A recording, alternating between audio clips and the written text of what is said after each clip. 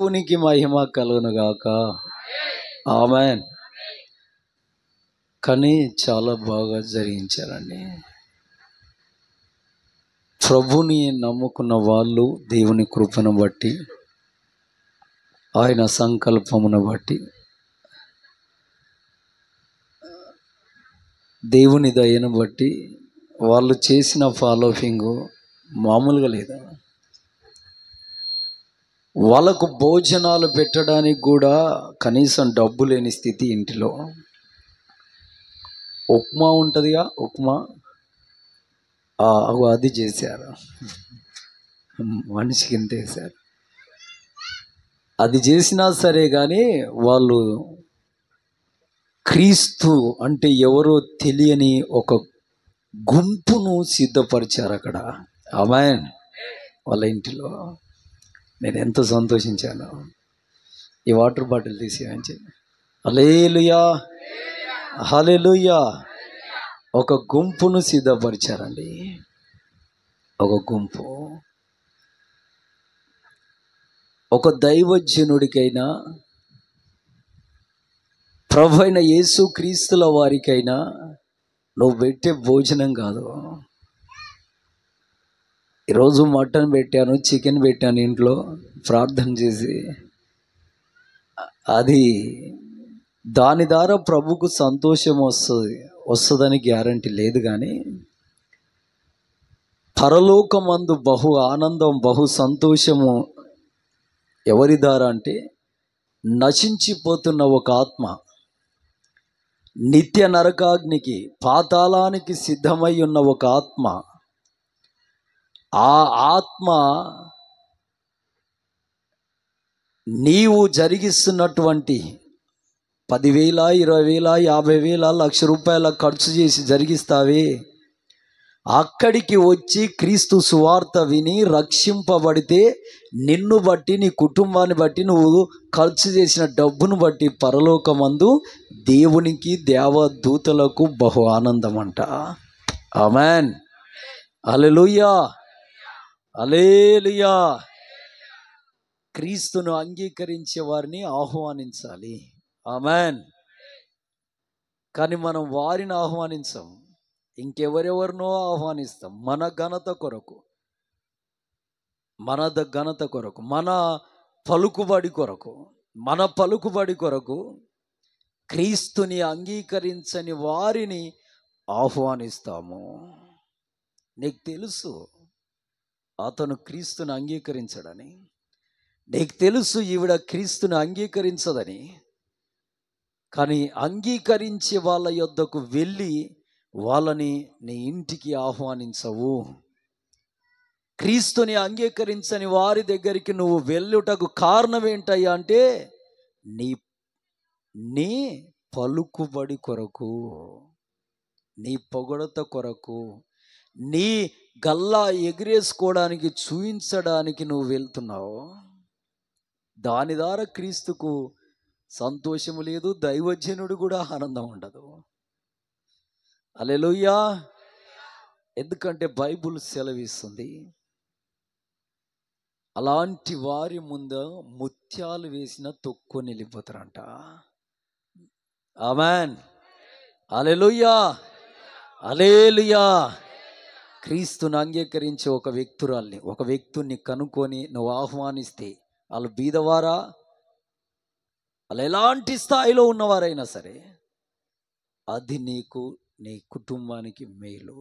ఆమేన్, ఆమేన్, ఆమేన్. హల్లెలూయా. మొదటిది ఈ మాట గుర్తుంచుకోవాలి. మీరు మీ మైండ్లో స్థిరమైపోవాలి. ఏంటో తెలుసా? నీ మనసులో ఒక ముద్ర వేయబడాలి. ఏంటో తెలుసా? నేను దేవుని రాజ్య విస్తరణ కొరకు నిలబడాలి. ఆమేన్. దేవుని రాజ్య విస్తరణ జరిగించాలి. ఆమేన్. ఇది ఒక దైవజనుడి బాధ్యతే కాదు, లేదా సంఘానికి వచ్చే సంఘములో ఉన్న పెద్దల బాధ్యతనే కాదు, లేదంటే కొందరు స్త్రీలు బైబుల్ చేతిలో పట్టుకొని క్రీస్తు సువార్త ప్రకటిస్తున్న వారికే పరిమితం చెయ్యొద్దు. నీ కర్తవ్యాన్ని నువ్వు నెరవేర్చొచ్చు. నీ ఇంటి పక్కలో ఉన్నవారికి, నీ ఊర్లో ఉన్నవారికి, నశించుచున్న ఆత్మలకు యేసుని పరిచయం చేసి నిత్య నరకాజ్ఞ అయిన పాతాల నుండి తప్పించుటయే నీ గురి, నీ గమ్యం, నీ లక్ష్యమై ఉండాలి. అది ఎప్పటి వరకు అయ్యా అంటే నీ ఊపిరి చివరి క్షణం దాకా. ఆమేన్. అదే బీజము ఇంకెవరిలోకి వెళ్ళాలి? నీ పిల్లలలో కూడా అదే బీజం వెళ్ళాలి. ఇది క్రీస్తు వంశావళి. ఆమేన్. క్రీస్తు బీజం ఉన్న కుటుంబము తన్లాడి కొట్లాడి కొట్టుకునే స్థితి, వారి హృదయాన్ని ఈ విధంగా మళ్ళిస్తారు. ఆమేన్. వీటి కొరకే వాళ్ళ ప్రయాస, దీని కొరకే వారి ప్రయాస ఉంటుంది, కానీ ఇంకా దేని కొరకు ఉండదండి. ఆ పూటకు పని చేసుకుంటారు, బుక్కడి అన్నం తింటుంటారు, కానీ అది తినేది ఎందుకంటే శారీరకంగా ఉన్నాం గనక, కాస్త ఆయుష్ ఉన్నంత వరకు బతకాలి గనక, ఓ ముద్ద అన్నం కడుపులో పడాలి గనక. కానీ గురి, గమ్యము, లక్ష్యము, ఎవరి కార్యాలు చేయడానికి నీ ఆత్మ పరితపించాలి, నీ ప్రాణం కొట్టుకోవాలి, నీకు దాహంగా ఉండాలి, దేవుని రాజ్య విస్తరణ కొరకు. ఆమేన్. హల్లెలూయా. నీ ఇంట్లో ఉన్న త్రాగుబోతు భర్త అలాగే ఉండనియా? అలాగే ఉండనియా? రేపు దేవునికి ఏం చెప్తావు? అన్నా నేను ఎన్నోసార్లు చెప్పానన్నా, అన్నా నేను ఎన్నోసార్లు బతిమిలాడన్నా. బతిమిలాడు నువ్వు చెప్పుట్లో కాదు పని, క్రియలో జరిగించాలి. ఆమేన్. హల్లెలూయా. చెప్పుటలో బ్రతిమిలాడటలో ఏమీ లేదు. తల్లి తన పిల్లల ఎదుట తల్లి క్రియ, తల్లి బాధ్యత నెరవేరుస్తుంటే, తల్లి ప్రేమ చూయిస్తుంటే పిల్లలు ఆటోమేటిక్గా వారి మనసు మారిపోతుంటుంది. ఆమేన్. హల్లెలూయా. హల్లెలూయా.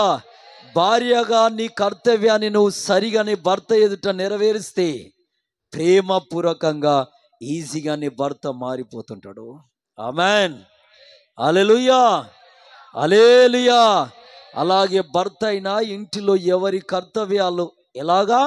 ప్రేమపూర్వకముగా. ఆమేన్. హల్లెలూయా.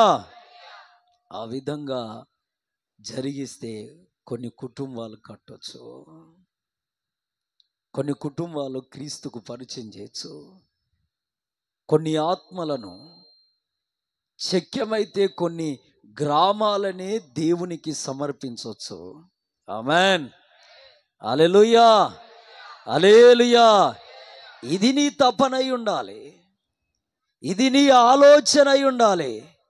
కానీ శ్రేష్టమైన దాన్ని విడిచి విస్తారమైన పనుల మీద పడ్డావే, అగో అదే నిన్ను చాలా మోసం చేస్తుంది,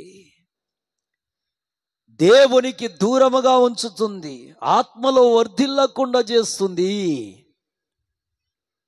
వాస్తవం. ప్రభువైన యేసుక్రీస్తుల వారు ఒక ఇంటికి వెళ్ళాడు. బెతెస్దా అనే ఒక ఊరికి వెళ్ళి, ఆ ఊరిలో ఒక బీద కుటుంబం, చాలా బీద కుటుంబం అండి, అక్కడికి వెళ్ళాడు. వెళ్ళి ఆ ఇంటిలో కూర్చున్నాడు. కూర్చుంటే ఆ ఇంటిలో ఉన్న అక్కయ్య, చెల్లెయ్య ఇద్దరు ప్రభువైన యేసు క్రీస్తుల వారిని చూసి సంతోషించి ఆనందించి, అప్పుడు ఆ ఇంటిలో ఉన్నటువంటి చెల్లి, ఆవిడ పేరే మరియమ్మ. హల్లెలూయా. మరియమ్మ వచ్చి యేసయ్య పాదాల చెంత కూర్చుంది. పాదాల చెంత కూర్చుంది. ఇక అక్కయ్య ఉంది, ఆమె పేరు మార్తమ్మ. ఆవిడనేమో వంటగదిలో ఇంటి చుట్టూన్నటువంటి ఆవరణంలో తన పనులు తాను చూసుకుంటుంది. సాక్షాత్తు భగవంతుడైన సృష్టికర్త, పరమాత్ముడు, సజీవుడు, గంటల తరబడి రోజుల తరబడి ఉపవాసాలుండి దేవుని సన్నిధిలో గోజాడితేనే దొరకని ఆ మహానుభావుడు వచ్చి స్వయంగా ఇంట్లోనే కూర్చొని ఇక మాటలాడుటకు నోరు తెరిచినప్పుడు ఒక ఆవిడనేమో యేసుక్రీస్తుల వారి పాదాల చెంత కూర్చొని ఆయన మాటలు వినుటకు, విని సంతోషించుటకు, ఆ విన్న వాక్య ప్రకారం బ్రతకడానికి తన హృదయాన్ని సిద్ధపరచుకుంటుంది. ఇంకొక ఆవిడనేమో విస్తారమైన పనులు పెట్టుకొని అలసిపోతుంది. ఎవరయ్యా దేవునికి ఇష్టలు ఇక్కడ? ఎవరో అని చూస్తే దేవునికి విస్తారమైన పనులు పెట్టుకునే వాళ్ళు ఇష్టలు కాదు. విస్తారమైన పనులు పెట్టుకొని వాటి ద్వారా అలసిపోయేవారు దేవునికి ఇష్టలు కాదు. అందుకే దేవుడు అంటున్నాడు, మార్తా మార్తా. 2 సార్లు ఒక ఆవిడ పేరు పలికాడంటే సృష్టికర్త. అది ప్రేమతో పిలిచిన మాట కాదు. వ్యభిచారంలో దొరికిన ఒక స్త్రీనైనా దేవుడు అమ్మా అని పిలిచాడు. కానీ విస్తారమైన పనులు పెట్టుకొని ఉన్నటువంటి మార్తమ్మని దేవుడు ఏమంటుండో తెలుసా? మార్తా మార్తా అని గద్దింపు మాట. ఆమేన్, హల్లెలూయా, హల్లెలూయా. దేవుని పిల్లలారా, ఆమెను గద్దిస్తూ ఒక మాట అన్నాడు. ₹1,00,00,000 మాట ప్రతి స్త్రీ అయినా పురుషుడైనా గుర్తుంచుకోవాలి. ఏంటి నాయన మాట అంటే, విస్తారమైన పనులు పెట్టుకొని నువ్వు అలసిపోతున్నావే. నీ చెల్లెలు చూడు, మరియా ఉత్తమమైన దాన్ని కోరుకుంది. ఆమేన్. ఏంటి ఉత్తమమైనది? ఏంటి అంత విలువైనదంటే, ప్రభు పాదాల చెంత కూర్చొని ఆయన చెప్పింది విని హృదయాన్ని సిద్ధపరచుకోవడము. ఆమేన్, ఆమేన్, హల్లెలూయా, హల్లెలూయా. ఈరోజు దేవుడు నీతో మాట్లాడుతున్న మాట, సహోదరుడా, సహోదరి, విస్తారమైన పనులు పెట్టుకొని అలసిపోతున్నావా? చూసుకో. అయితే నువ్వు దేవునికి అంత ఇష్టమేం కాదు. దేవునికి ఇష్టమైన వ్యక్తురాలివి, వ్యక్తుడు కాదు. విస్తారమైన పనులు పెట్టుకొని ప్రార్థనకు దూరం కావడం, ఉపవాసానికి దూరం కావడం, అర్ధరాత్రి లేచి ప్రార్థన చేసుకోవడానికి దూరం కావడం, ఉదయాన్నే లేచి ప్రార్థన చేసుకునే ప్రార్థనకు దూరం కావడం, బుధవార ప్రార్థనకు దూరం కావడము, దేవుని యొక్క సువార్త ప్రకటించడానికి దూరం కావడము, సమస్త ఆత్మీయ ఎదుగుదలకు సంబంధమైన క్రియకు నువ్వు దూరమై శరీరాన్నే పోషిస్తున్నావే. ఇది న్యాయమా? శరీరానికే బలం వేసుకుంటున్నావే. నువ్వు శరీరానికి మాత్రమే పుష్టి పెట్టే వ్యక్తుడవైతే ఆ శరీరము నిన్ను నిత్య నరకానికి ఇడ్చే ఛాన్స్ ఉంది. జాగ్రత్త. హల్లెలూయా, హల్లెలూయా, హల్లెలూయా. దేవునికి మహిమ కలుగును గాక. ఆమేన్, ఆమేన్. విస్తారమైన పనుల్లో నువ్వు దేవుణ్ణి నిర్లక్ష్యం చేసే వ్యక్తురాలుగా ఉన్నావేమో చూసుకో. అది దేవునికి నచ్చదు. విస్తారమైన పనులన్నిటిని పక్కన పెట్టే ఒక కంపెనీ ఉందంట. జాగ్రత్తనండి. ఒక కంపెనీ, ఆ కంపెనీలో ఒక ఆయన సాధారణమైన ఒక మామూలు పని చేసుకునేవాడు. అందులో ఒక కూలోడు. కొన్ని వేల సంఖ్యలో ప్రజలు ఆ కంపెనీలో పనిచేస్తారు. అయితే ఆ కంపెనీ యొక్క మేనేజర్ గారు ఆ కంపెనీలో రోజుకు ఒక్కసారైనా కాస్త అలా తిరిగేవాడు. తిరుగుతున్నప్పుడు ఆ వేల సంఖ్యలో పని చేసుకునేటువంటి ఆ కూలి వారిలో ఒకడు చాలా బీదోడు, నెలకు అందరికంటే తక్కువ జీతం ఉన్నోడు. నమ్మకంగా ఆయన పని ఆయన చేసుకుంటున్నాడు.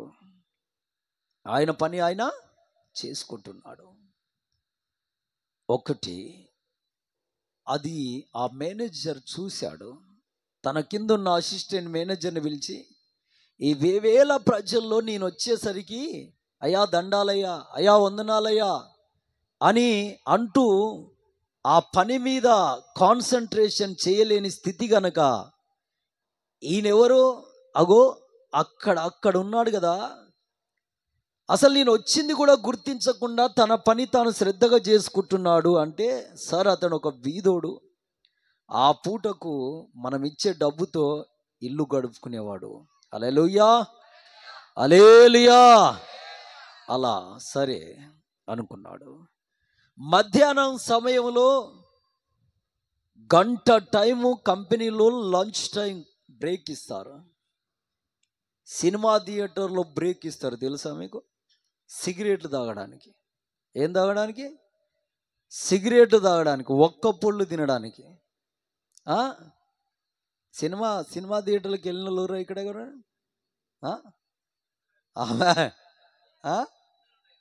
ఆగో సగం బ్యాచ్ అదే.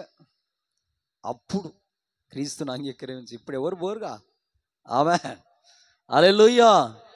అలాగే కంపెనీలో కూడా లంచ్ టైం, భోజనం చేయడానికి ఒక గంట టైం బ్రేక్ ఇస్తారు. ఆ బ్రేక్లో ఈ వ్యక్తుడు వచ్చి కూర్చొని ఆకులో భోజనం పెట్టుకొని టక్కున ఒక 5 నిమిషాల్లో తినేసి ఒక డబ్బా నీళ్లు తాగేసి చెక్కున లేచి అదే కంపెనీలో ఒక మూల చూసుకొని మోకాలేసి కన్నీళ్లతో ప్రార్థిస్తున్నాడు, ప్రభువా ఇంతవరకు నేను చేసిన పనిలో ఈ కంపెనీకి లాభం ఇవ్వు, ఈ కంపెనీ మేనేజర్ని, ఈ కంపెనీ స్టాఫ్ను దీవించు, ఎవరికి ఏ ఆపద రాకుండా నీ జాగ్రత్త ఉంచయ్యా, కంపెనీ చుట్టూ నీకు ఆపదలు ఉంచయ్యా అని ఆ దొరికిన ఆ 40 నిమిషాల టైం, 20 నిమిషాల భోజనాన్ని పోతే ఇక మిగిలిన ఆ 40 నిమిషాలు ప్రార్థనలో ఉన్నాడు. అది ఎవరు చూశారు? మేనేజర్. ఆమేన్. ఒక మేనేజర్ గారే ఇన్ని అబ్జర్వేషన్లు చేస్తే సృష్టికర్త నిరంతరము కంటి రెప్పకు కూడా కునుకుపాటు రాకుండా చూసే దేవుడు ఆయన అబ్జర్వేషన్ చేయడా? ఆమేన్, హల్లెలూయా. మందిరానికి వచ్చేవాళ్ళు నేను చాలా మంది ఇప్పుడు ఇక్కడికి వచ్చి మోకాలు వేసి నేను ప్రార్థిస్తుంటే కొందరి ప్రార్థన వింటే వాళ్ళు ఏం చెప్తున్నారంటే, అయ్యా మమ్మల్ని చూడయ్యా, అయ్యా దీవించయ్యా, అయ్యా ఆశీర్వదించయ్యా. ఇక్కడికి నువ్వు వచ్చింది ఎందుకండి? దేవుని స్వరం వినాలి. ఆమేన్, హల్లెలూయా. దేవుని స్వరం వినాలంటే ఎవరిలో నుండి ఆ దేవుని స్వరం నాకు వినబడాలి? దైవజనునిలో నుండి. ఆమేన్. అయ్యా మా దైవజనుని దీవించు నాయనా, మా దైవజనులో నువ్వు ఉండి మాట్లాడయ్యా, మా దైవజనులో ఉండి నీ స్వరం వినిపింపచేయి నాయనా, అభిషేకించి ఇక్కడికి తీసుకురా నాయనా, నీ కాళ్ళు మోక్తయ్యా. ఈ ప్రార్థన ఎవరిలో లేదు. నేను ఒక సాక్ష్యం విన్నాను. ఒక సంఘానికి నూతనంగా ఒక దైవజనుడు వస్తే ఒక ముసలైన ఆ దైవజనుడి దగ్గరికి వచ్చి, అయ్యా నేను నీకు సహాయం చేస్తా అన్నాడంట. నువ్వే 80 ఏళ్ళ పై చెలుకున్నావు, నడవనీకి చేత కావట్లే, నువ్వు నాకేం సహాయం చేస్తావు అన్నాడు. నేను నీకు సహాయం చేస్తాయా. ఏంటి సహాయం చేసేదంటే, నువ్వు వాక్యము చెప్పడానికి నిలుచున్నప్పుడు నేను ప్రార్థన ప్రారంభిస్తా. ఆమేన్. నేను నా మనసులో ప్రార్థిస్తుంటా, నా సేవకుని వాడుకయ్యా, అయ్యా నీ సేవకుని వాడుకోయ్యా, మా సంఘానికి పంపించిన ఈ దైవజనుని బలంగా ఏడంతలుగా అభిషేకించి మాట్లాడయ్యా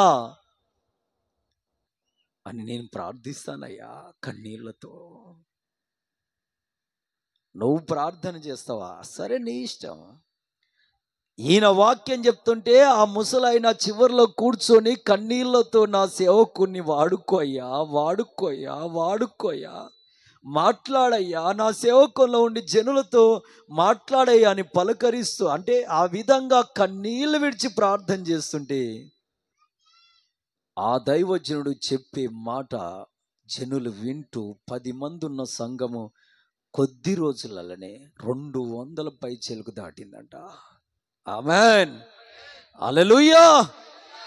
ఈ విలువైనటువంటి ప్రార్థన బతుకును వదిలి నీ స్వార్థాన్ని కోరుకుంటున్నవే. ఒక దైవజనుడిగా నేను భూమి మీద ఉన్న ఏ సేవకుడైనా మందిరంలోకి వచ్చే ముందు పులిపీఠం మీద మోకాలు వేయగానే, ప్రభుని స్తుతించగానే మొట్టమొదట దైవజనుని నోటొచ్చే మాట ఏంటో తెలుసా? నన్ను వాడుకోయ్యా, నాలో నువ్వు ఉండి జనులతో మాట్లాడయ్యా, ఎవరు అనారోగ్యంతో ఉంటారో నువ్వు బాగు చేయయ్యా, నీ స్వరం నీ జనులకు వినిపింపచేయ్యా. ఒక దైవజనుడు చేసే ప్రార్థన ఇదైతే మరి ఒక విశ్వాసి చేసే ప్రార్థన, ఎంతకాలం ఇల్లు కావాలి, పెళ్ళిళ్ళు కావాలి, డబ్బు కావాలి, పనులు కావాలి, సంపాదన కావాలి, మందిరంలోకి వచ్చాక కూడా ఇది రెండో మాట గుర్తుంచుకోవాలి. ఆమేన్, హల్లెలూయా, హల్లెలూయా, హల్లెలూయా. దీనికంటే ముందు నేను మాట చెప్తున్నాను. ఏంటి ఆ మాట? గుర్తుందా?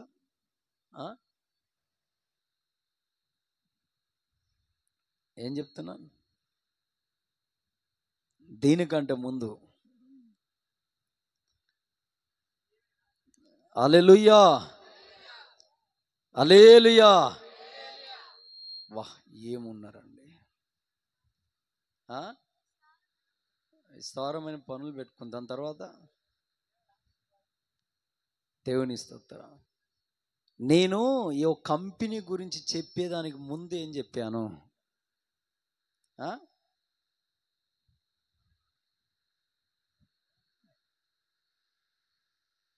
హల్లెలూయా, హల్లెలూయా.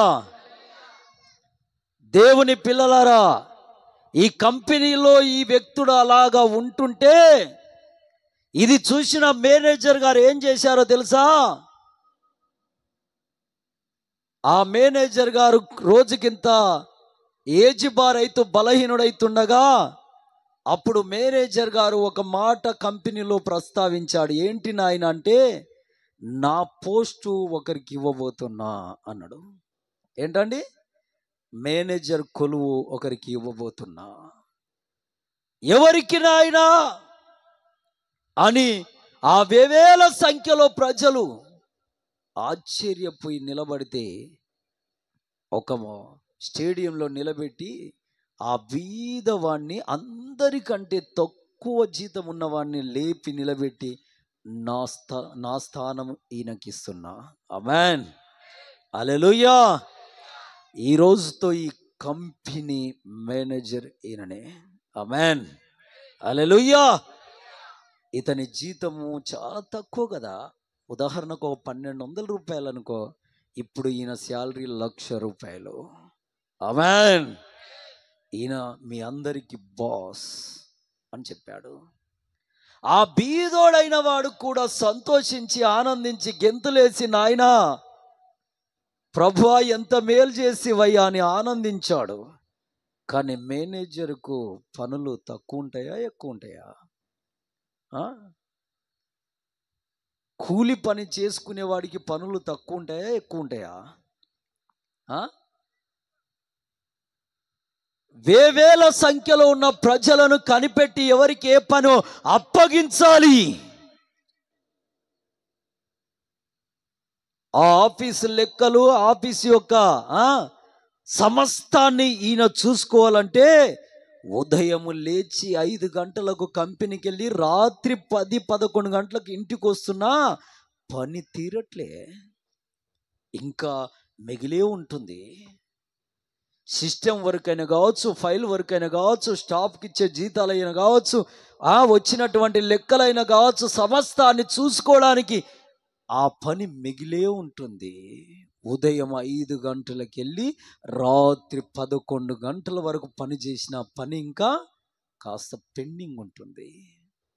కానీ కూలోడిగా ఉన్నప్పుడు దర్జాగా ఆ పూట ఇంత భోజనం చేసి టిఫిన్ పట్టుకొని 10 గంటలకు పోయి చక్కగా పని చేసుకొని మధ్యాహ్న టైంలో ఇంత భోజనం చేసి 40 నిమిషాలు ప్రార్థన చేసుకొని మళ్ళీ సాయంత్రం 5 గంటల వరకు ఇంటికి వచ్చి చక్కగా స్నానం చేసి అలా 2 ఇండ్లు దర్శించి దేవుడి గురించి చెప్పి ఇంటికి వచ్చి తన భార్యకు కూరగాయలు ఇచ్చి అమ్మా భోజనం సిద్ధం చేయమ్మా అని చెప్పి చక్కగా మోకాలేసి తృప్తి ఓ గంటన్నర సేపు ప్రార్థన చేసుకొని అలసట లేదు, నెమ్మది కలిగిన జీవితము. కానీ మేనేజర్ అయ్యాక ₹1,00,000 కొలువే.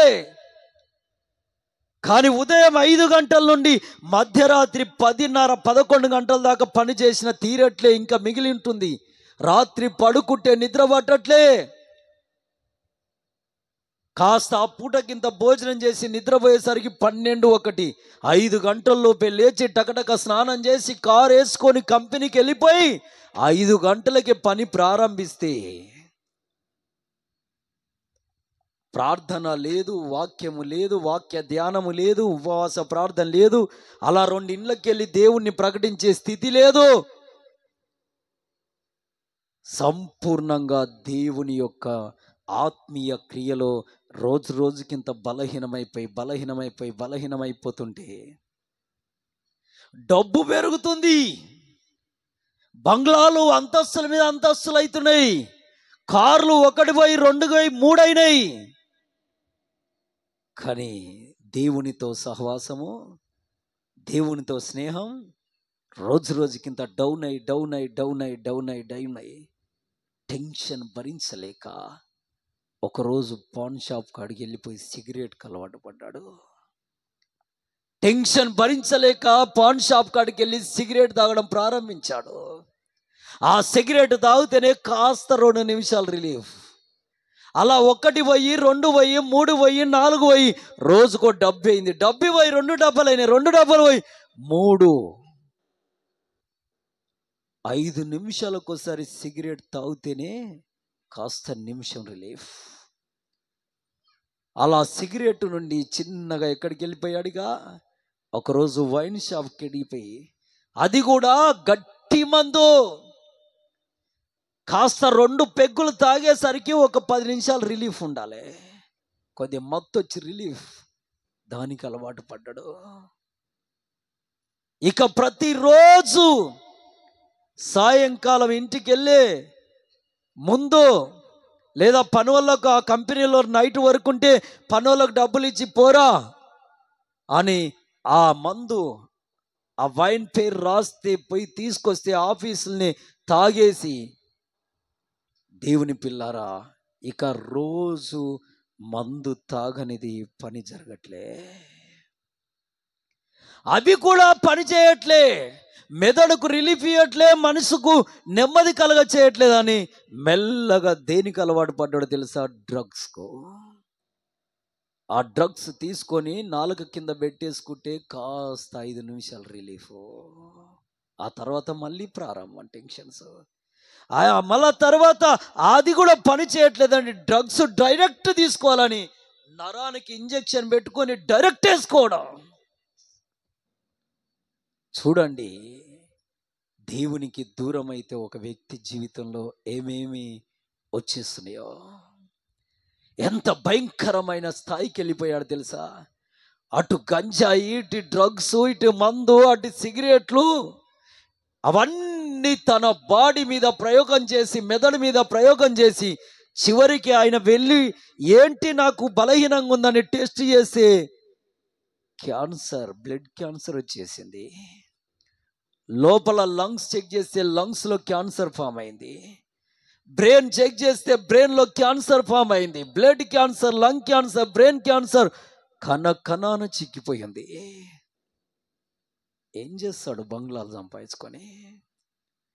ఏం చేస్తాడో? కార్లు సంపాదించుకొని, ఒకటి కాదు, రెండు కాదు, 4-5 కార్లు. జీతం 1,00,000 పోయి 2,00,000 అయింది.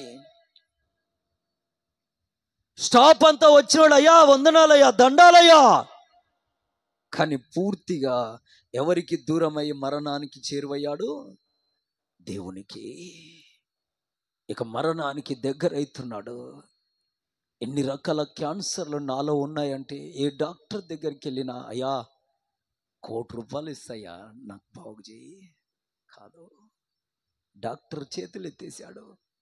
తనకు తెలిసిన డాక్టర్ వేరే దేశంలో ఉన్నాడంటే, ఆ విదేశానికి వెళ్ళి విదేశంలో ఆ డాక్టర్కు చూయిస్తే, నన్ను బతికి సార్, ఆయన కూడా చేతులు ఎత్తేసాడు. నా వల్ల కాదు, నా వల్ల కాదు. దేవుని పిల్లలరా, విస్తారమైన పనులు నువ్వు పెట్టుకోవడని దీని కొరకే. విస్తారమైన పనులను చిక్కి ఉన్నావంటే దేవునికి దూరం కావడానికి, కానీ దేవునికి దగ్గర అవుతుంది కాదు. కాదు, వదిలే. ఆ విస్తారమైన పనులు వదిలేసి దేవునికి దగ్గరగా ప్రార్థన జీవితాన్ని పెంచుకో, వాక్య ధ్యానాన్ని పెంచుకో. దేవుణ్ణి స్తుతి ఆరాధించుటలో నువ్వు గనుడిగా, గనురాలిగా మారిపో. ఆమేన్, హల్లెలూయా. ఏం చేస్తాడు? అన్ని కోట్లు సంపాదించుకొని, అన్ని బంగ్లాలు కట్టుకొని, అన్ని కార్లు కొనుక్కొని, ఎందుకో? ఏమిటికి? విస్తారమైన పనుల వల్ల వచ్చినటువంటి నష్టం. ఈరోజు నువ్వు అలాగే ఉన్నావా? దేవుని సన్నిధి పక్కన పెట్టి, దేవుని ప్రార్థన పక్కన పెట్టి, ఉపవాస ప్రార్థన పక్కన పెట్టి, ఉదయం లేచి చేసే ప్రార్థన పక్కన పెట్టి, అర్ధరాత్రి 12 గంటల లేచి చేసుకునే ప్రార్థన పక్కన పెట్టి, రాత్రి సాయంకాలం నిద్రపోయే ముందు చేసుకునే ప్రార్థన పక్కన పెట్టి, ప్రతి బుధవారం ఉపవాస ప్రార్థన పక్కన పెట్టి ఏం చేస్తున్నావు? నష్టం తెచ్చుకోవడానికి. ఇదంతా నష్టం తెచ్చుకోవడానికే. దేవుడు నీతో మాట్లాడుతున్న మాట ఈరోజు, ఒక చిన్న పురుగు నీలో చొరబడితే చాలు, సంపాదించినంత ఏం కావాలి? నువ్వు తిన్నట్టు కాదు, నీ పిల్లలు తిన్నట్టు కాదు. ఎవరు తినాలి ఆ సొమ్మంతా? జాగ్రత్త. 3 రకాల క్యాన్సర్ల చేత బాధపడుతూ, వణికిపోతూ, ఇక నువ్వు బతుకవు చస్తావు, బ్రతకవు చస్తావు, బతుకవు చస్తావు అంటే అప్పుడు గుర్తుకొచ్చారండి. ఎవరు గుర్తుకొచ్చారు? నోరు లేదా? చెప్పొచ్చు కాక, బంగారు తండ్రి పేరు. ఆమేన్, హల్లెలూయా, హల్లెలూయా. ఎవరు గుర్తుకొచ్చారు అప్పుడు? యేసయ్యా. అప్పుడు హాస్పిటల్లో బెడ్ మీద ఉండి కళ్ళు మూసుకొని అప్పుడు ఆ తండ్రి గుర్తుకొచ్చాడు. చేసింది తప్పయ్యా, కూలి పని చేసుకున్నప్పుడే బాగున్నా, కూలి పని చేసుకున్నప్పుడే ఆ టైంకు భోజనం చేసిన, ఆ టైంకు ప్రార్థన చేసుకున్నా, ఆ టైంకు చక్కగా నిన్ను కొనియాడినా, ఆరాధించిన, ఆత్మల రక్షణ కొరకు ప్రాకులాడినా. కానీ ఈరోజు పూర్తిగా నేను మరణానికి దొరికాను. తప్పు చేశానయ్యా, నేను పొరపాటు చేశానయ్యా, నన్ను క్షమించయ్యా అని కన్నీళ్లతో ప్రార్థన చేస్తూ విరిగి నలిగిన హృదయం కలిగి, నాయనా నాకు ఒక్క ఛాన్స్ ఇవ్వు, నా జీవితం సరి చేసుకుంటా,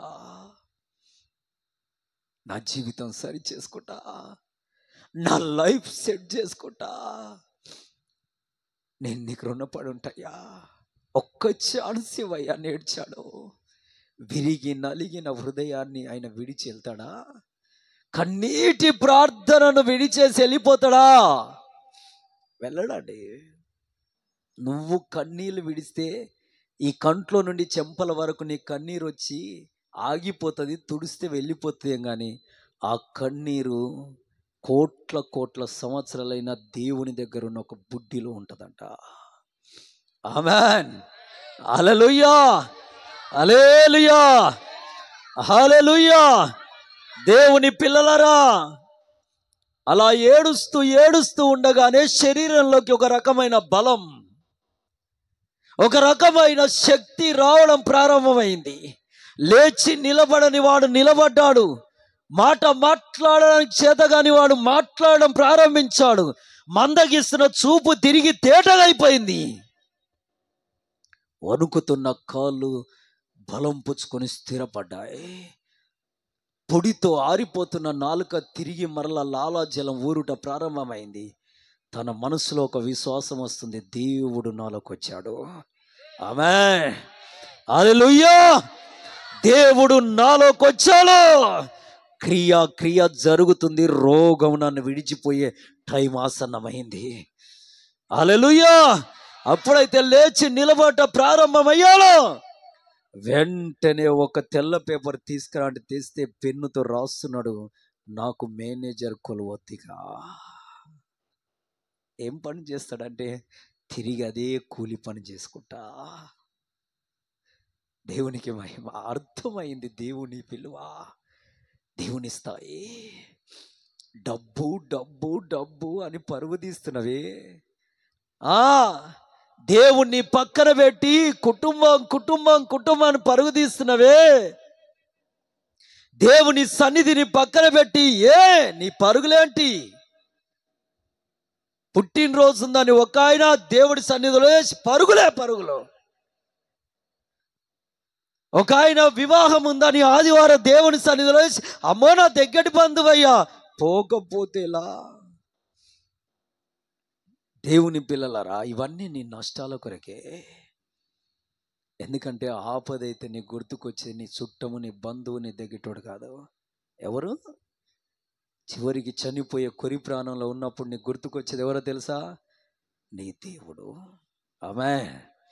అదే మంచిగా ఉన్నప్పుడు ఆయనకు విలువిస్తే, ఆయన గౌరవిస్తే, ఆయన పని చేస్తే, ఆమేన్, హల్లెలూయా. మేనేజర్ కొలువు తీయించుకొని తిరిగి కూలి పనిలో సెట్ అయ్యాడు. అతి తక్కువ టైంలోనే అతని క్యాన్సర్లో 3 రకాల క్యాన్సర్లు అతని శరీరం నుండి తొలగిపోయాయి. ఆమేన్, హల్లెలూయా, హల్లెలూయా. విస్తారమైన పనులు పెట్టుకుంటే జరిగేది ఇదే.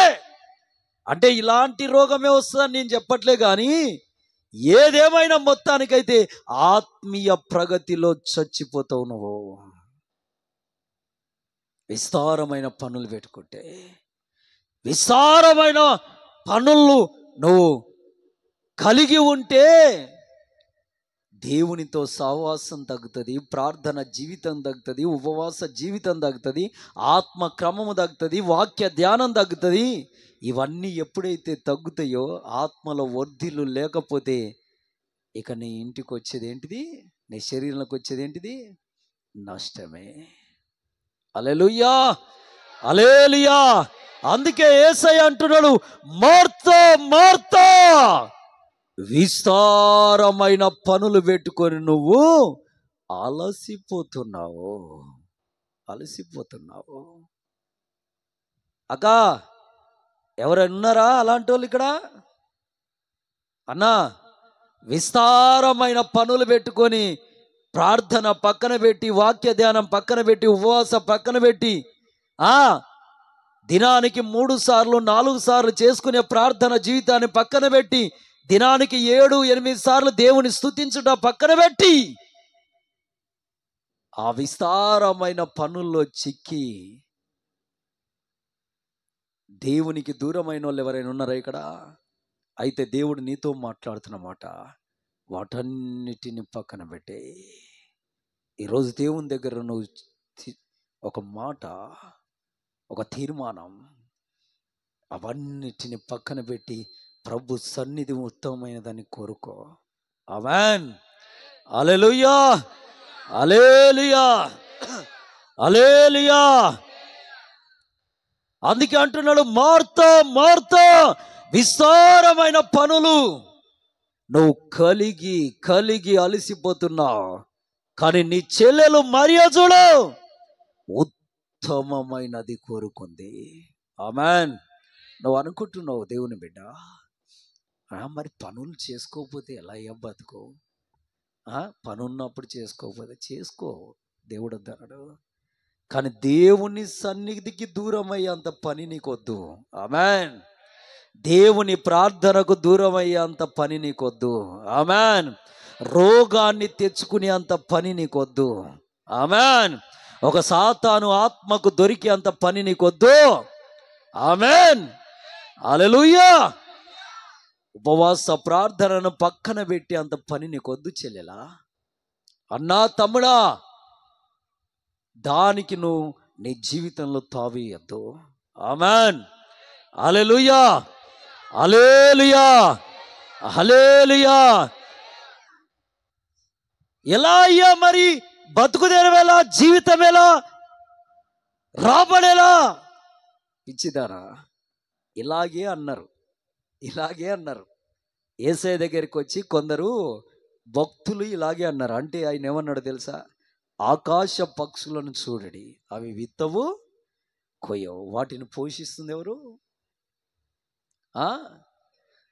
అడవిలో అరణ్యములో ఉన్న ఆ మృగములను చూడండి, అవి విత్తవు పంట నూర్చవు, వాటి తినడానికి భోజనం ఎవరిస్తున్నారు? మరి వాటికంటే శ్రేష్టమైన వ్యక్తులు కదా మీరు. మరి మీకు నేను భోజనం ఇవ్వనని ఎలా అనుకుంటున్నారు? ఆమేన్. హల్లెలూయా, హల్లెలూయా. దేవుని పిల్లలారా ఆశ్చర్యపోయారంటే దేవునికి మా మీద ఒక ఉద్దేశం ఉంది.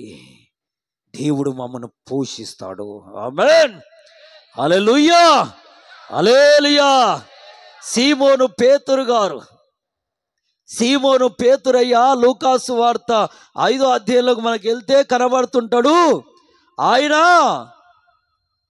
ఒకరోజు చేపలు పట్టడానికి సముద్రంలోకి వెళ్ళాడు. వెళ్ళింది ఎప్పుడు నాయన అంటే పొద్దుకంగా సాయంకాలం పూట వెళ్తే ఆ రాత్రంతా ఆ సముద్రంలో వలలు వేశాడు. మీకు విషయం తెలుసా? వలలు వేసి చేపలు పట్టడం కష్టమా, ఈజీయా? అయ్యగారు, కష్టం. ఆమేన్. ఆ నీళ్ళల్లో అడుగు బాగాన ఏమున్నాయో మనకు తెలియదు. ఏ జంతువు ఉందో, ఏ సర్పం ఉందో, ఏ ముళ్ళు ఉందో, ఏ రాయి ఉందో, ఏ ముట్టుకుందో తెలియని పరిస్థితి. అపాయమే. ఒకటి, తెలివైనటువంటి బహు తెలివి కలిగినటువంటి చేపలను పట్టడం అంటే అంత ఈజీ పని కాదండి. అంత ఈజీ పని ఏం కాదు. దేవుని పిల్లలారా, ఆ చేపలను పట్టడానికి తను సాయంకాలం పూట సముద్రంలోకి దిగి రాత్రంతా వలలు వేస్తే ఒక్క చేప పట్టలేక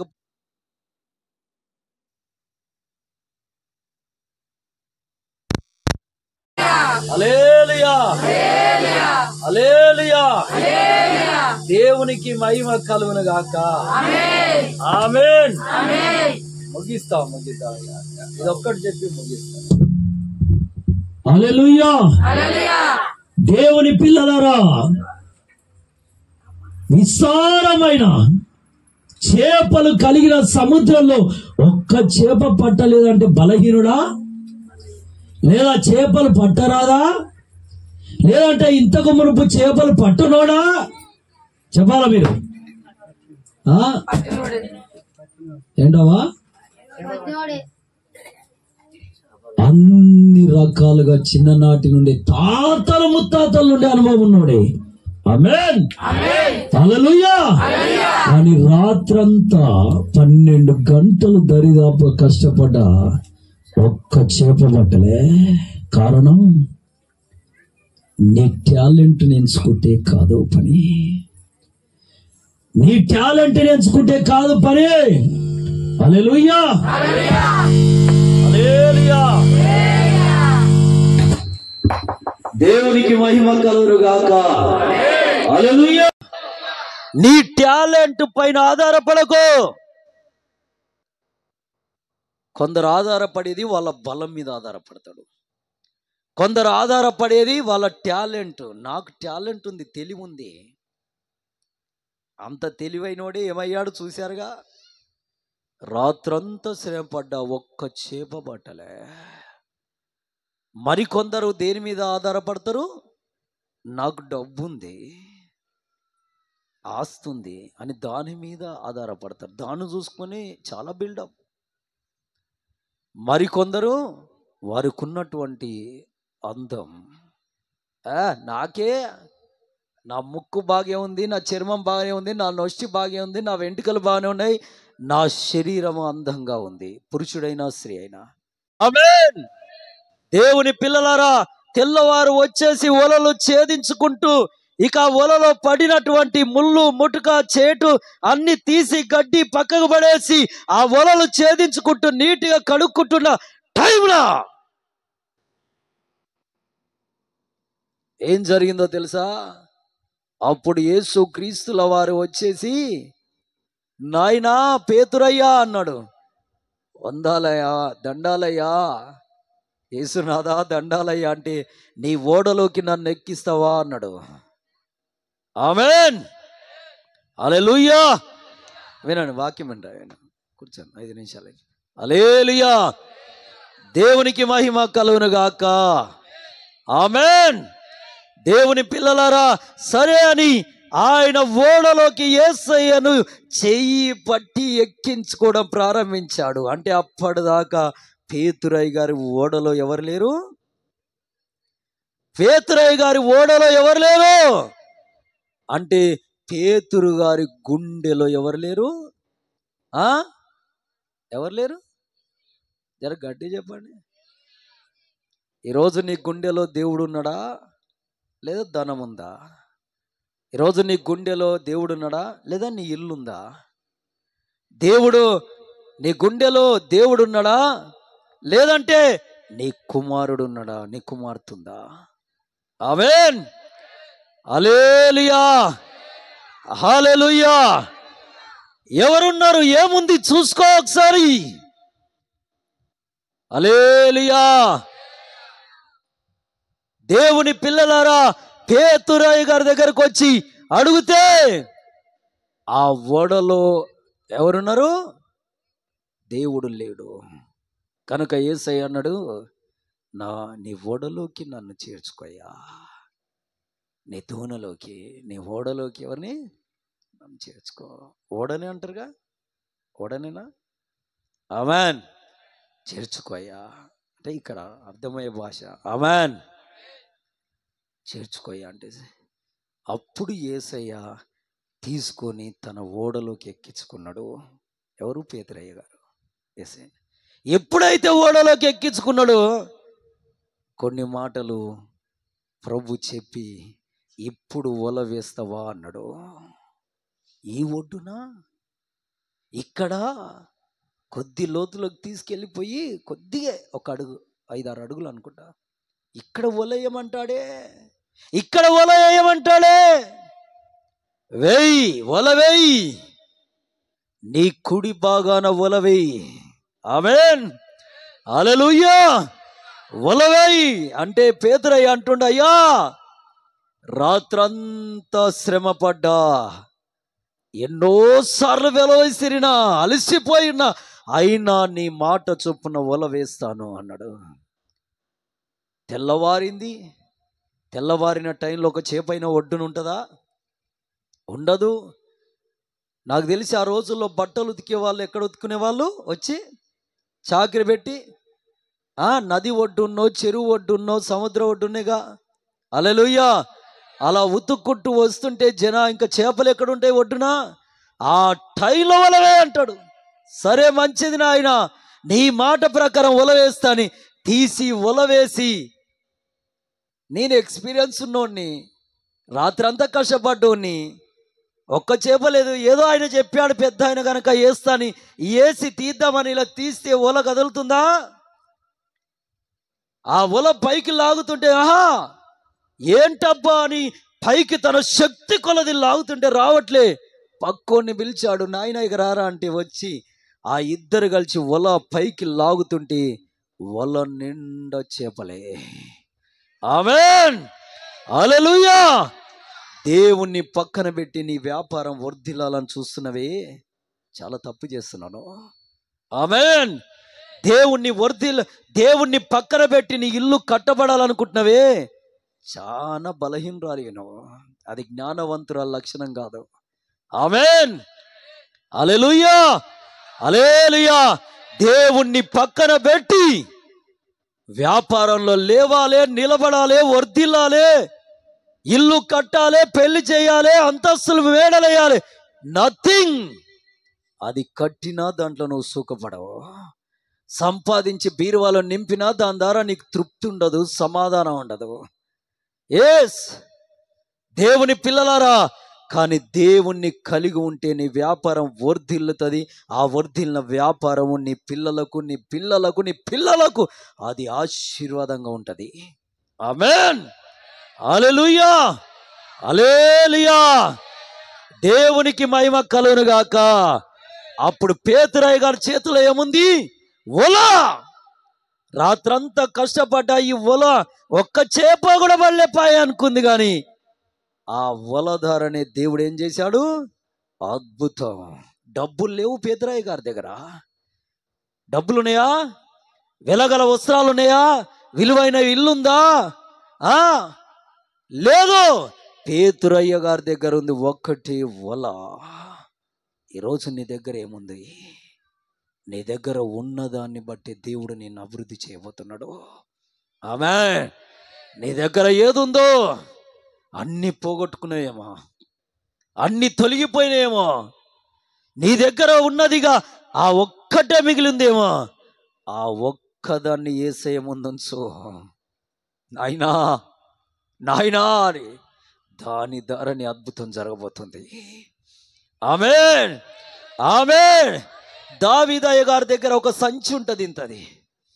ఎందుకంటే అడవిలో తిరిగేటోడు కదా. ఏదైనా చెట్టుకో కాయ ఉంటే ఒడిసెల అంటే గుల్లేరు ఒలిసెరలో పెట్టి రాయి కొడితే ఆ పండుకో కాయకో తగిలి కింద పడితే అది తీసుకొని తినడానికి ఒక సంచి. ఆ సంచిలో ఏముంటాయి? రాళ్ళు. ఎన్నయ్యా? ఒక 5 రాళ్ళు ఎప్పుడు ఉంటాయి. దావీదయ్య గారి దగ్గర డబ్బు లేదు,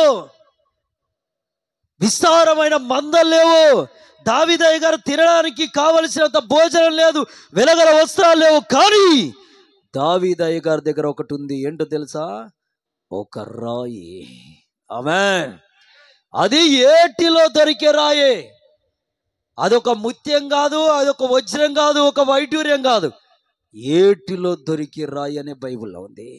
ఆమేన్, హల్లెలూయా, హల్లెలూయా. నీ దగ్గర ఏముంది? అది కావాలి దేవునికి.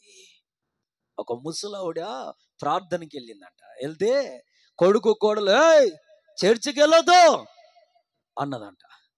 అన్నం పెట్టం, ఇంట్లో ఉండనియం అంటే భయపడి ప్రార్థన చేసుకొని ఆదివారం టైం దాకా, ఆదివారం రాగానే మళ్ళా ప్రార్థనకు వచ్చింది. వచ్చేటప్పుడు అక్కడ దుకాణంలో ఒక నూనె డబ్బా తెచ్చుకొని పాస్టర్ గారు ప్రార్థన చేసుకొని ఇక ఇంటికి వెళ్దామని వెళ్తే ఆ నూనె డబ్బా తీసుకొని వెళ్తుంది. అప్పుడు వాళ్ళ కోడలు చూసి అమ్మో అమ్మో, ఆమె సొమ్ము అంతా పడిపోయినట్టు, ఇల్లు కూలిపోయినట్టు. అమ్మో అమ్మో, పడిపోయే, ఇల్లు కూలిపోయే, అయ్యో అన్నట్టు బొబ్బలేసి నూనె డబ్బా తెచ్చుకుంటుంది, నూనె డబ్బా తెస్తుంది. కొడుకుని పిలిస్తే కొడుకు వచ్చేసి నూనె డబ్బా బయటపడి ఇంట్లోకి రా, పాస్టర్ గారి దగ్గర ప్రార్థన చేయించుకున్నాను రా, ప్రార్థన చేసిన నూనె రోడ్లు మీద బజారు మీద పడేయమంటావు? తప్పు కదా బిడ్డ. కాదు, ఆ నూనె డబ్బా బయట పడేసి ఇంట్లోకి రా అంటే అప్పుడు ఆ నూనె డబ్బా తీసి బజార్లో పడేయలేక తీసుకెళ్ళిపోయి ఆ ఊరిలో ఉన్న చేదబాయిలో పడేసింది. ఆ ఊరి జనాలంతా గుమ్మిగూడి ప్రార్థన చేయించుకున్న నూనె డబ్బా తెచ్చి ఊరిలో అందరూ తాగే నీళ్ళల్లో పడేసింది. మన ఊరికే అరిష్టం, మన ఊరికే శాపమని ఆవిడని తీసి రచ్చబండ దగ్గర నిలబెట్టి ఇక అందరూ కొట్టుటకు చూడగా ఆ గ్రామాన్ని వెళుతున్న ఒక పెద్ద ఆయన బావిలో నీళ్ళు తీసుకురాపోరా అంటే ఆ నీళ్లు తీసుకొస్తే బొక్కెనలో ఆ నీళ్లు తీసుకొని ఒక బుక్క నీళ్లు తాగితే ఎప్పుడు చూసిన ఉప్పుతో ఉన్న నీళ్లు తీపిగా మారాయి. ఆమేన్, హల్లెలూయా. నీ దగ్గర ఏముందో దాన్నే దేవుడు వాడుకుంటాడు. ఆమేన్. ఆ అవ్వ దగ్గర వెలగల వస్త్రాలు లేవు, డబ్బు లేదు, ధనము లేదు, బంగారం లేదు, కానీ ఉన్నదేంటి? దైవజనుడి దగ్గర ప్రార్థన చేసుకున్న నూనె. ఆ నూనె ద్వారానే ఊరే మారిపోయింది. ఆమేన్, హల్లెలూయా. తనకున్న విశ్వాసము. ఆమేన్. దేవుని పిల్లారా, మీకు నేను చెప్పేది ఒకటే. ఏలీయా గారి దగ్గర ఉన్న ఒక దుప్పటి మహాద్భుతాలు చేసింది. ఏలీయా గారి దగ్గర ఏమి లేదు, డబ్బు లేదు, ఐశ్వర్యం లేదు, ఆస్తులు లేవు, ఆయన పేరట ప్లాట్లు లేవు, బిల్డింగులు లేవు. ఆయన భుజం మీద ఎప్పుడు ఒక దుప్పటి ఉండేది. ఆయనను వెంబడించేటువంటి ఎలీషా గారు అనుకోవచ్చు, నాకు తెలిసి ఈయన దగ్గర ఏం లేదు కదా, ఒక దుప్పటే కదా అనుకున్నాడు. కానీ ఒకరోజు యోర్దాను నది దాటి బయటికి వెళ్ళాక ఆకాశం నుండి అగ్ని రథాలు గుర్రాలు వచ్చి ఏలీయా గారిని తీసుకొని వెళ్తుంటే, అప్పుడు ఎలీషా గారు అటు ఇటు చూసి, అమ్మో ఇజ్రాయేలు రౌతు రథం, నువ్వు నాయన, అయ్యా అయ్యా అని ఏడుస్తుంటే అరుస్తుంటే ఆకాశంలో నుండి సుడిగాలిలా ఇలా ఇలా ఇలా ఊగుకుంటూ వస్తుంది. ఏంటిది? ఏలీయా గారి భుజం మీద ఉన్న ఒక దుప్పటి. ఆ దుప్పటి వచ్చి ఎలీషా గారి మీద పడితే ఆ దుప్పటి తీసుకొని, ఈ దుప్పటి ఏం చేసుకోవాలి? ఇంత డబ్బు ఇచ్చిపోతాడేమో, ఇంత ఐశ్వర్యం ఇచ్చిపోతాడేమో, కొన్ని ప్లాట్లు ఇస్తాడేమో, 2 చర్చిలు చూపిస్తాడేమో అనుకుంటే, ఒక దుప్పట, ఈ దుప్పటి ఏం చేసుకోవాలి అనుకుండొచ్చు. నాకు తెలిసి మనమైతే అనుకుంటాం. ఎలీషా గారు మంచి భక్తుడు అండి. ఆయన అనుకోలే, కానీ మనం అయితే అనుకుంటాం అనిపించింది. కానీ ఈ దుప్పటి ఏం చేసుకోవాలి? కానీ ఆ దుప్పటి భుజం మీద వేసుకొని వస్తూ ఇన్ని సంవత్సరాలు ఈయన వెనక తిరిగిన కదా, ఏంటి లాభం అనుకున్నాడు. కానీ ఒక నది, యోర్దాను నది పొంగి పొర్లుతుంది, బయటకు దాటాలి, ఎలా? అప్పుడు భుజం మీద ఉన్న దుప్పటి తీసి ఆ నది మీద కొట్టి, ఏలియా దేవుడు ఎక్కడయ్యా అని అడిగితే, అప్పుడు యోర్దాను పొంగి పొర్లుతున్నది. అక్కడికక్కడే ఆగి మధ్యలో దారి ఏర్పడ్డది. దుప్పటి పవర్ తెలిసింది. ఆమేన్, హల్లెలూయా. లేని దానిలో దేవుడు కోరలు. నీ దగ్గర ఏముందో దాని దారినే దేవుడు అద్భుతం చేయబోతుండో. ఆమేన్, హల్లెలూయా. నీ దగ్గర ఏముందో దాని దారినే క్రియ చేయబోతుండే దేవుడు. దాన్ని నువ్వు పట్టించుకోవట్లే, తీసి పక్కకు పడేసావు. ఎప్పుడో అది నీ మైండ్లో కూడా లేదు, నీ మనసులో కూడా లేదు. కానీ అవసరం వచ్చినప్పుడు దాని మీదకి అభిషేకం వస్తుంది, నీ ముందు ఉంటుంది, అద్భుతం జరగబోతుంది. ఆమేన్. ఉంది నీ ఇంటిలో, అది ఉంది, ఇంకా ఉంది నీ ఇంటిలో అది. ఆమేన్. ఒక ఆమెకు విస్తారమైన అప్పు అయింది. ఎలీషా దైవజనుడి దగ్గరికి వెళ్ళి, నాయనా అంటే, నీ ఇంట్లో ఏముంది? నా ఇంట్లో ఒక నూనె డబ్బు ఉందయ్యా, వెళ్ళు. పక్క పొన్న ఇళ్లలో ఉన్న కాగులు, డ్రమ్ములు అన్ని తీసుకొచ్చి ఇంట్లో పెట్టి ఆ నూనెను వంపు అన్నది. చెప్పేసరికి వెళ్ళిపోయి అన్ని తెచ్చి ఇంట్లో పెట్టి డోర్ వేసి ఆ నూనె వంపుతే ఉన్న కొద్ది నూనె అయిపోతుందా, డ్రమ్ములు